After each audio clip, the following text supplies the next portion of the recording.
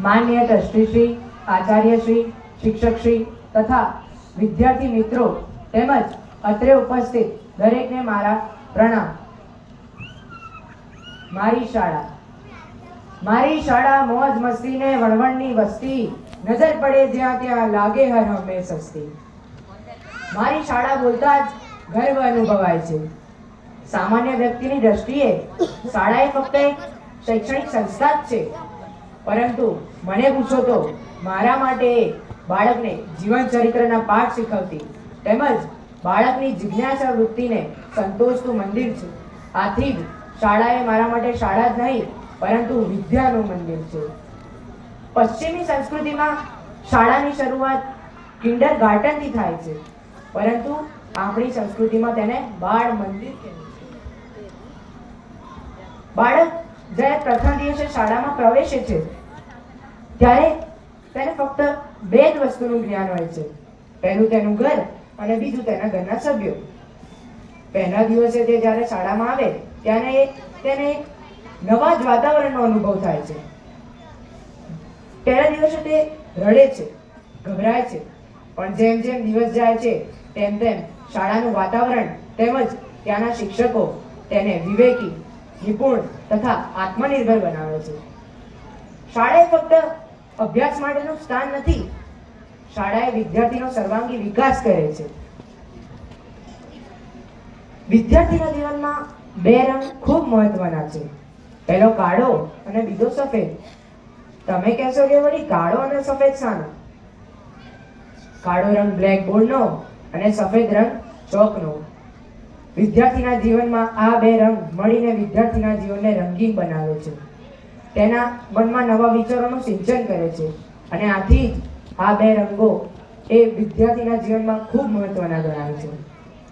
શાળા એક એવી વિદ્યાની ઇમારત છે જ્યાં જ્ઞાનની દેવી શ્રી સરસ્વતી દેવીનું પૂજન થાય છે. વિદ્યાર્થીને મન મૂકીને વાત કહેવાનું સ્થાન પણ શાળા જ છે. વિદ્યાર્થીના જીવનમાં આવતો દરેક પ્રસંગ, અવસર કે તે પછી આનંદનો હોય કે શોકનો, તેમાં તેની શાળા, તેના શિક્ષક અને તેનું મિત્ર વર્તુળ સાક્ષી બને છે. બાળક તેના વિદ્યાર્થી કાળનો સૌથી વધુ કલાત્મક, આનંદદાયક તેમજ કૌશલ્યપૂર્ણ સમય શાળામાં જ વિતાવે છે, જેને આજની સોફિસ્ટિકેટેડ લેંગ્વેજમાં ક્વોલિટી ટાઈમ કહે છે. બાળકનો ક્વોલિટી ટાઈમ એટલે શું?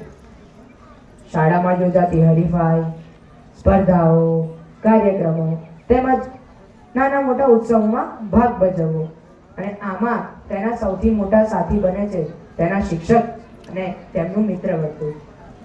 દરેક વ્યક્તિના જીવનમાં એક લક્ષ્ય હોય છે, એક ધ્યેય હોય છે, એક સપનું હોય છે, પણ આ બધા જ શબ્દોને પરિચિત કોણ કરાવે છે?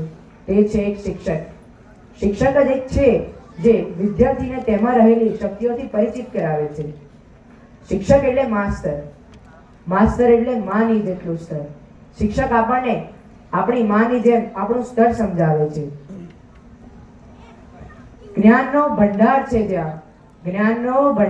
જ્યાં એનાથી સારી જગ્યા છે ક્યાં? પુસ્તકોની જ્યાં કમી નથી, જ્ઞાનની જ્યાં અલ્પતા નથી, ગુરુઓનો સાથ છે જ્યાં એવી મારી શાળાથી સારી શાળા છે ક્યાં? મારી શાળા એટલે કે ક્રિએટિવ ઇન્ટરનેશનલ સ્કૂલે મને બધું જ આપ્યું છે. સારા આચાર્ય, સારા શિક્ષક, સારું ભણતર, સારા મિત્રો, સારા સંસ્કાર તેમજ કૌશલ્યો. એક શાળાનું ધ્યેય શું હોય?